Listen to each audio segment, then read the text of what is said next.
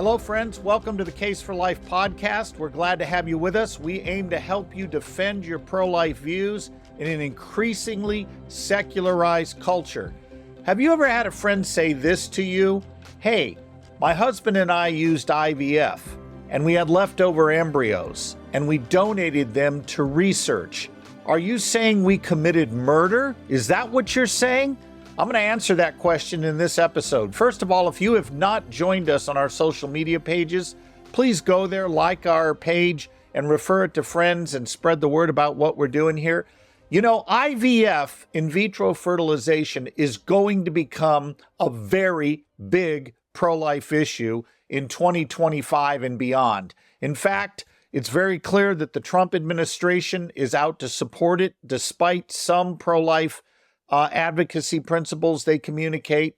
What should Christians do when a friend says to them, hey, we've used IVF and we had leftover embryos and we chose not to implant them? Does that make us murderers? I actually had someone ask me that last week, and I want to give you some tips on how to respond. And what I want to do today is give you 5 key words that will help you think biblically about a technology like in vitro fertilization. Now, let's say up front that if you just go to the Bible and look up in vitro fertilization, you're not going to find it there. There's nothing in the Bible that talks about assisted reproductive technologies at all, for a very simple reason. They weren't available back then when the Bible was written, so it's no wonder there's no mention of them.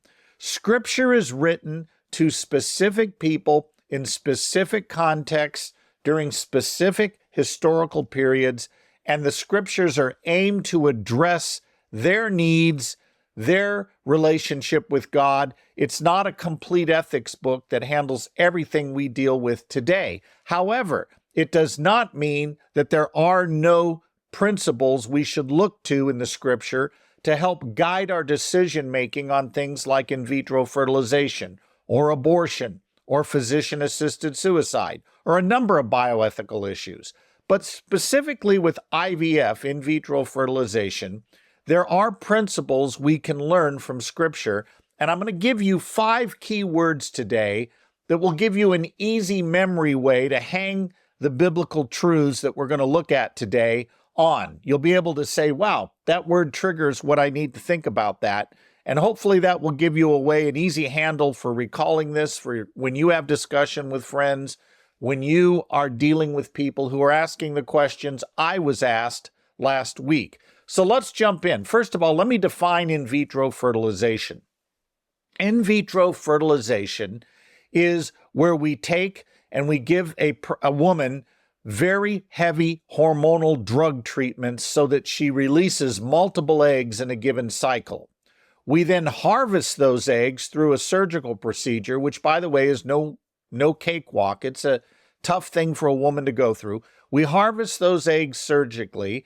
We then extract sperm from the male, whether it be a donor or her husband, and we then combine the sperm and egg, not in the woman's body as happens in normal conception, but we do it in a test tube in the lab. And then we take the resulting embryos and we implant them in the pregnant woman's uterus in hopes that at least a few of them will take. Now, here's the interesting thing. These treatments are horrendously expensive. We're talking here, a round of IVF could cost up to $100,000. And so to help reduce the risk of having to do it more than once, what scientists do is they will create multiple embryos.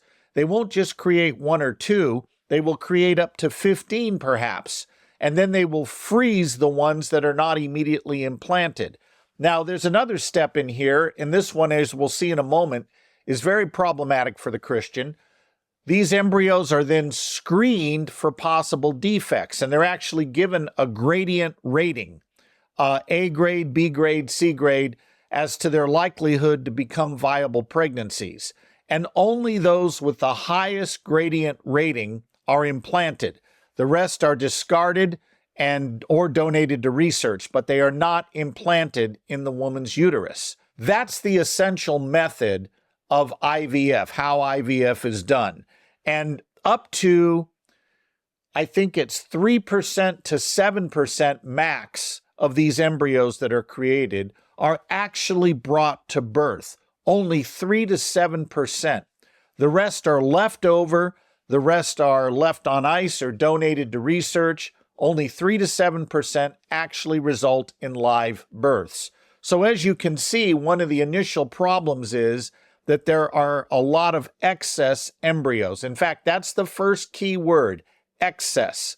IVF treatments result in multiple embryos, more than the couple can reasonably bring to birth during a given reproductive lifetime. That's a problem for the Christian, because what do we do then with all these leftover embryos? And doctors will generally try to get the couple to do one of two things. If these embryos are not going to be implanted, they will urge the couple to either just discard them or, more likely, donate them to medical research where the embryos will be destroyed in the process of researching infertility, researching genetic defects, stem cell research, whatever. But these embryos will be destroyed through the research. Now, I want to say up front that whenever a friend comes to you and says to you, "Do you think I've committed murder because I used an IVF technology and I did not implant all the embryos that I created? In fact, we donated 10 of our 15 embryos to research. Are you saying we are murderers because your pro-life view seems to point that way?" I would encourage you at that point not to take the bait. Don't go to the murder question. Do this instead. Very first thing, express that you understand the pain of infertility, that you realize that this is not an easy thing for people to go through. In fact, I think it's one of the most painful things emotionally that a couple will ever face. So you can acknowledge that. You're not compromising your principles to acknowledge what is a real pain for millions of Americans suffering from infertility. Then I would simply say this: I am not interested in making a judgment on you as an individual. I just want to look at this thing and get at the truth. I want to look at it biblically. I want to look at it rationally. I want to understand the logic that's in play.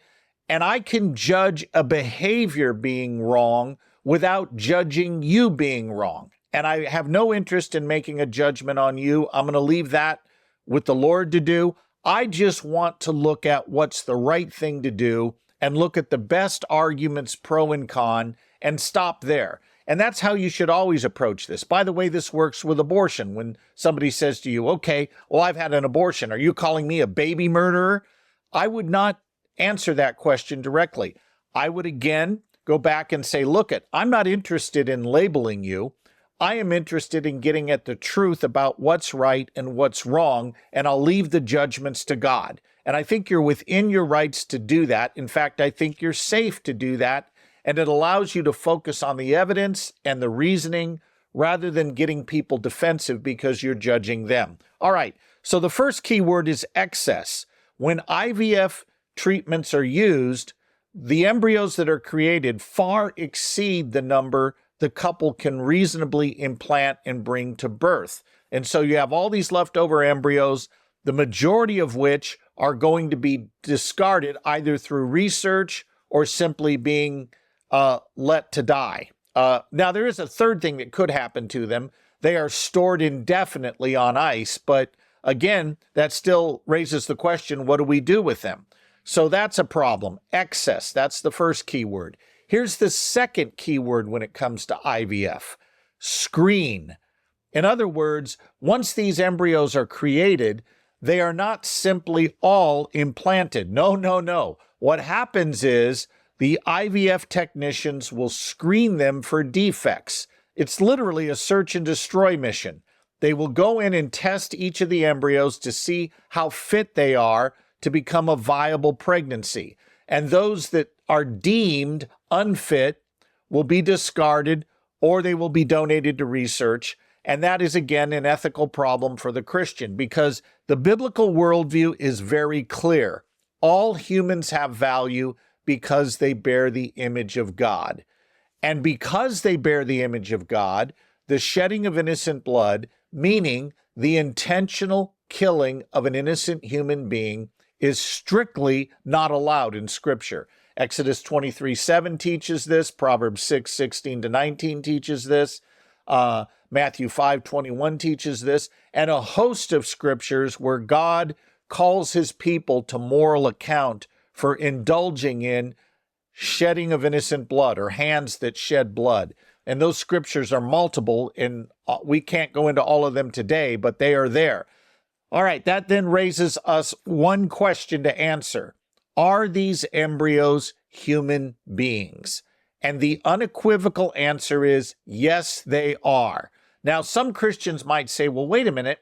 These embryos were created through an unnatural means. In other words, instead of regular procreative methods of husband and wife coming together and in their unitive relationship producing offspring, these embryos were created through the manual method of combining sperm and egg in a test tube, and therefore they're probably not image bearers the way all of us are. Nothing could be further from the truth. All human beings, regardless of the means of their coming to be, are living human beings who bear the image of their maker. And this is true for these IVF embryos. They are human beings in the earliest stages of development. What else could they be? You couldn't come up with a cat. You couldn't come up with a dog. What would these embryos be actually if not human beings? Of course they're human beings. Their parents were human. Human parents produce human offspring, whether that's through natural means or through technologies like IVF. So these are living human beings, all right? So then the next question is this. If they're living human beings, why wouldn't the commands against shedding innocent blood apply to them like they do everybody else? And of course, the answer is they do apply to the embryos created through IVF, because if they're living human beings, they are image bearers in the earliest stages of development, and therefore to intentionally kill them through research or destruction in the lab is the same as abortion or doctor-assisted suicide. You are intentionally killing an innocent human being, and Scripture would prohibit that for the reasons I just gave you. So, biblically speaking, these are embryos who bear the image of God.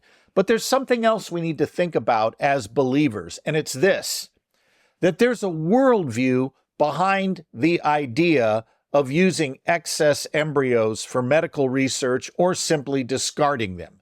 And that worldview is this: body-self dualism. Now, don't panic. I know that sounds like a graduate level term, but I'm going to unpack it for you. Here's what we mean by body-self dualism. And you've all seen examples of this in your own conversations with people. Body-self dualism says that the real you has nothing to do with your body. So in the case of embryos, the argument would be, look, the embryo may have a body, but it has no identity until it has thoughts, desires, conscious awareness, the ability to interact with its environment and with other people. And on body-self dualism, what defines you has nothing to do with your body. Rather, what defines you is your thoughts, your desires, more to the point, your cognitive self. So the argument would be, well, these embryos don't have a sense of self yet because they don't have thoughts, they don't have desires. They may have a body in the form of an early embryonic cluster, but they are not persons.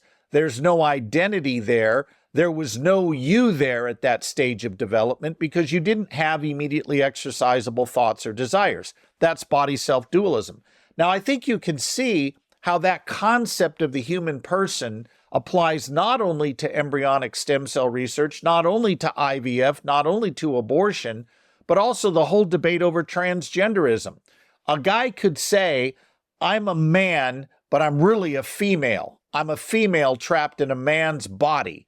Notice what that assumes, that there's a distinction between a person and their body. That is not the biblical view. The biblical view is we are a dynamic union of body and soul, and God is in the process of redeeming both of them.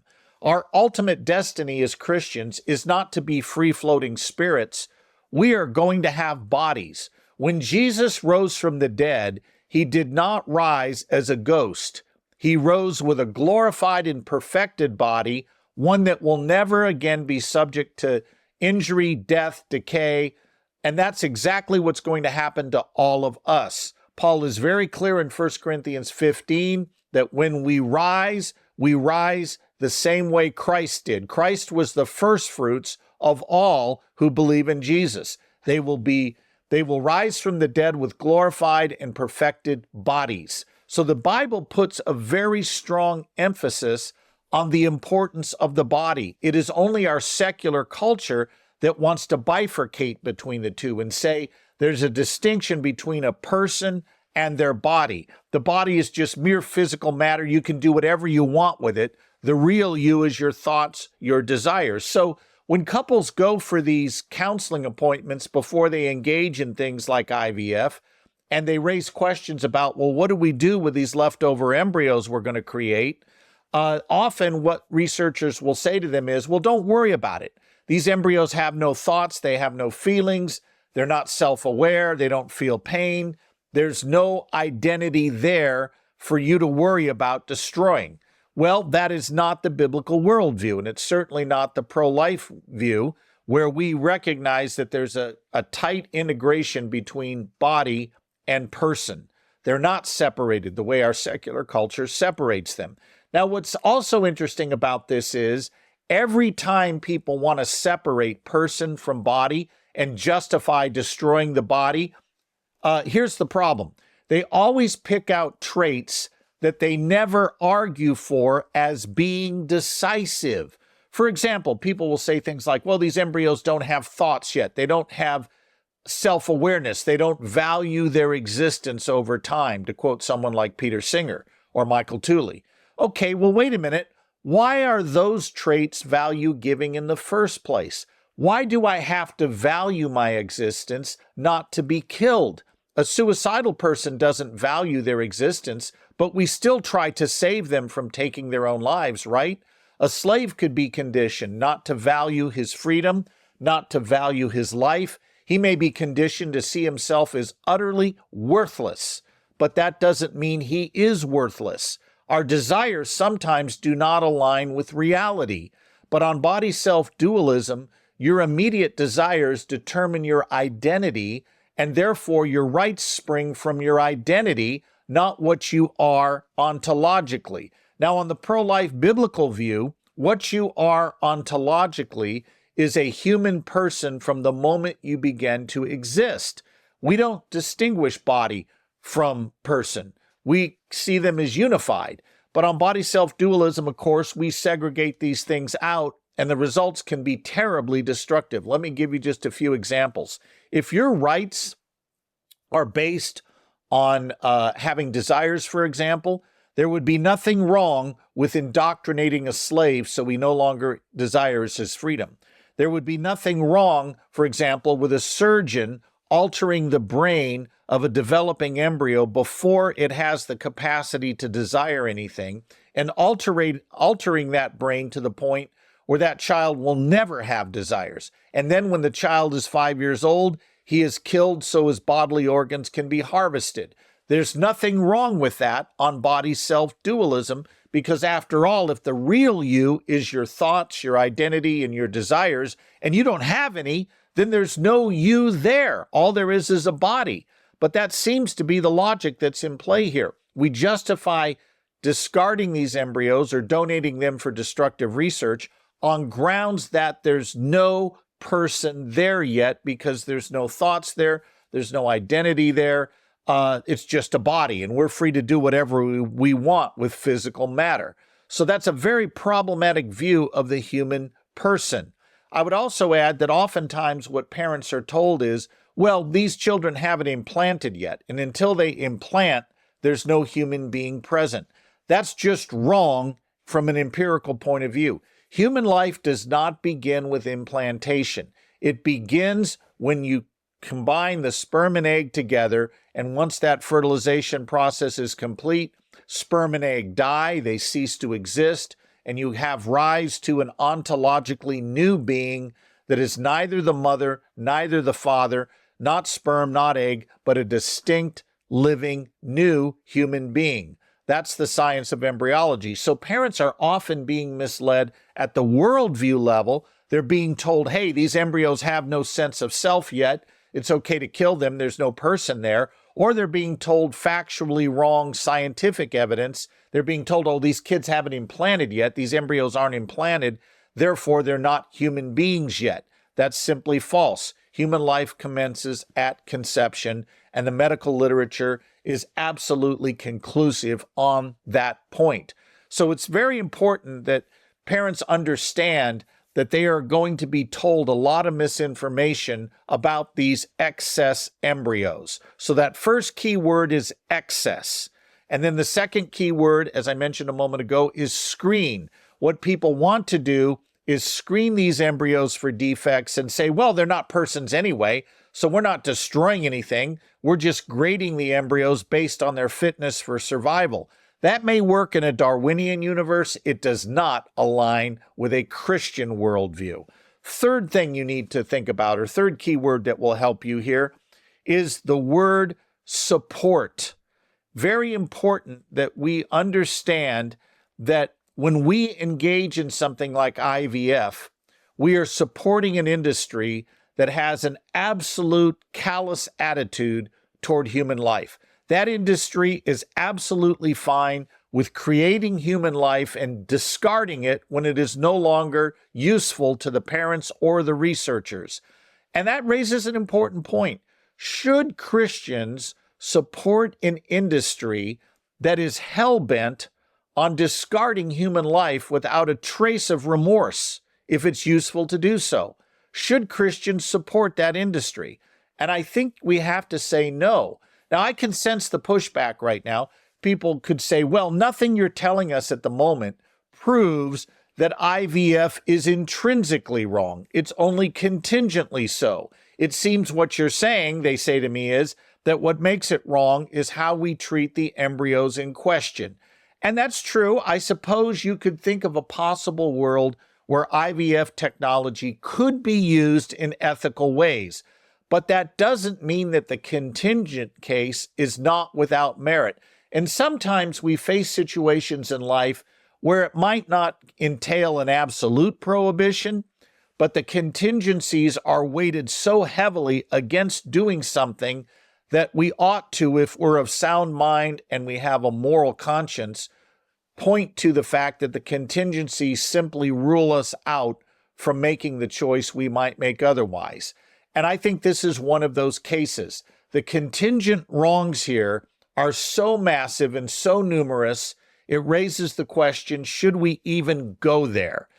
Now, somebody could say, for example, what if we use IVF to create only one embryo at a time, and if that embryo successfully can be implanted, we only implant one embryo at a time, so there's never a risk of leftover embryos, never a risk of excess where the woman cannot carry more than one embryo and we have to go in and selectively reduce the embryos that are left over for the sake of her health.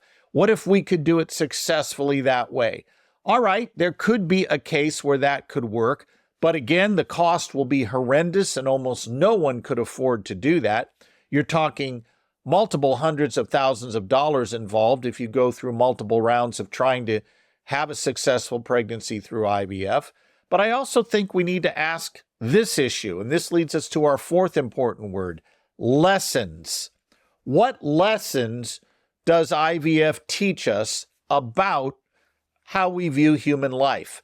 And here's my concern. Technology is not neutral. It teaches us lessons about things. Instead of viewing children as gifts that we receive and nurture, a lot of these assisted reproductive technologies, especially the ones that screen early embryos for defects and only select the ones with the traits most likely to be, quote, fit for survival, they teach us that human beings are commodities. And not only are they commodities we intentionally create for the sake of parental fulfillment. So children are no longer viewed as gifts that we receive, but commodities that we construct so parents can be happy. That's something Christians need to look at as a worldview consideration as we look forward to 2025 and beyond, and what some of these assisted reproductive technologies are going to mean for informing the abortion debate, for example, and other important issues. Christians need to think deeply about this question: what makes humans valuable in the first place? And the clear biblical answer is this: humans are valuable and they have a right to life simply because they're human, because all humans bear the image of God. Therefore, if you are human, you have a right to life. You are an image bearer. You have intrinsic value. It does not matter how gifted you are, how intelligent you are, how good looking you are. Thank God. It is based solely on the fact you are a human being. That's what qualifies you as an image bearer. And pro-life Christians need to get that clear in their thinking as we move forward into this new administration and as we move forward into an era when technology is far outpacing our moral thinking. Thank you for joining us today. I hope you'll like us on social media and recommend us to friends, and I look forward to seeing you the next time we gather.